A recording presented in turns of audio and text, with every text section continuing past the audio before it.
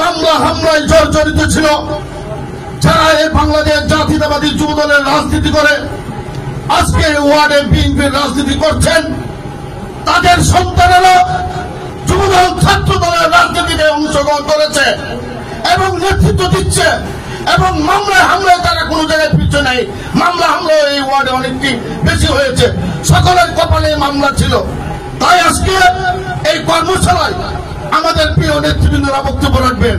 কর্মশালার কি নির্দেশ, কি সিদ্ধান্ত, আমরা আজকে এগুলো বাস্তবায়ন করার জন্য বিভিন্ন পাড়ায় মহল্লায় যার যার অবস্থান থেকে আমরা এখানে এসেছি।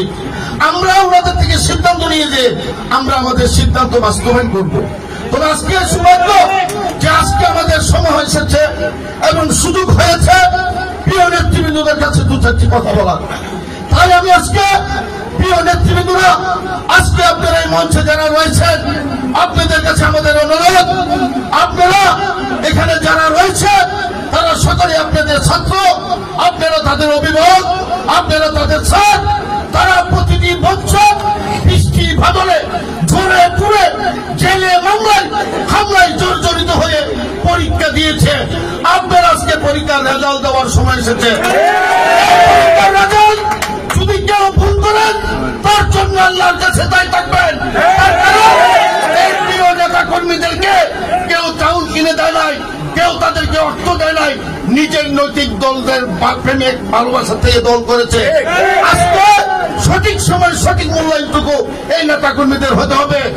কোন কারণ বিভিন্ন মানুষের মাঝে নির্যাতিত মানুষগুলো যেন হারিয়ে না যায়, তাই আমাদেরকে স্মরণ রাখতে হবে। এই ওয়ার্ডে বিগত দিন যারা নেতৃত্ব দিয়েছে, মহিলা দল ধরে অঙ্গ সংগঠনের কোন ব্যক্তির বিরুদ্ধে নাই যে মামলা ছাড়া কোন কর্মী এখানে রয়েছে। তাই আমাদের অনুরোধ, আপনারা আমাদেরকে এবং এই ওয়ার্ডটাকে অবশ্যই মূল্যায়ন করবেন। তার কারণ এই ওয়ার্ড, এই জায়গায় বৃহত্তর আমিন জুট মিল রয়েছে, যেগুলো আমাদের সক্রিয় নেতা আব্দুল নুমান, মীর মোহাম্মদ নাসিরউদ্দিনের সমাজ আন্দোলন সংগ্রামে প্রমাণ দিয়েছে। এই এলাকা থেকে মিছিল না গেলে লাল দিঘির পার কোন সমাবেশ হয় না।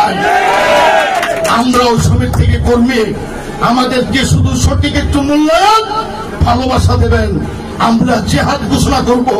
তাই আপনাদেরকে অনুরোধ করব, এখানে যুবদল, ছাত্রদল, স্বেচ্ছাসেবক দল, জাতি দল, কৃষক দল, সকল সংগঠনের নেতৃবৃন্দ, মহিলা দলের সংগঠনের নেতৃবৃন্দ রয়েছে।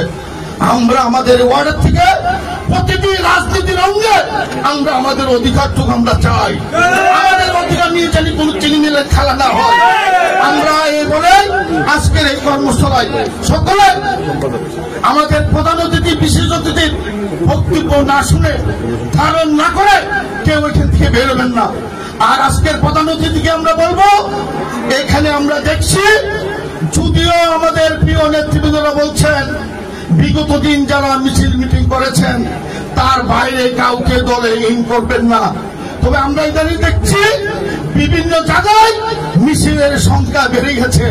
তবে যারা ছিল তারা পিছনে চলে যাচ্ছে। আল্লাহর হস্তে নিজের গর্তটুকু ঠিক থাকার জন্য অতীতে যাদের কষ্ট পরিশ্রম হয়েছে তাদেরকে মূল্যায়ন করবেন।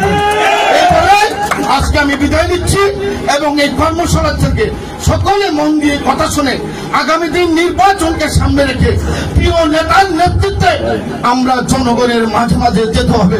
পাড়া মহল্লায় আমাদের টিম করে করে এই ৩১ দফাকে আমরা আমার জনগণের মাঝে বিয়ে দিতে হবে। তাই আপনারা সঠিকভাবে আমাদেরকে দিক নির্দেশনা দিবেন, আমরা আপনাদের দিক নির্দেশনা কামনা করছি এবং তাই বলে আমি সকল থেকে বিদায় নিচ্ছি। বাংলাদেশ জিন্দাবাদ, শহীদ জিয়াউর হক, বেগম খালেদা জিয়া জিন্দাবাদ, তারুণ্যের অহংকার আগামী রাষ্ট্রনায়ক তারেক রহমান জিন্দাবাদ। আমির শিল্প অঞ্চল বিএনপিকে ধন্যবাদ। আসসালামু আলাইকুম। ধন্যবাদ।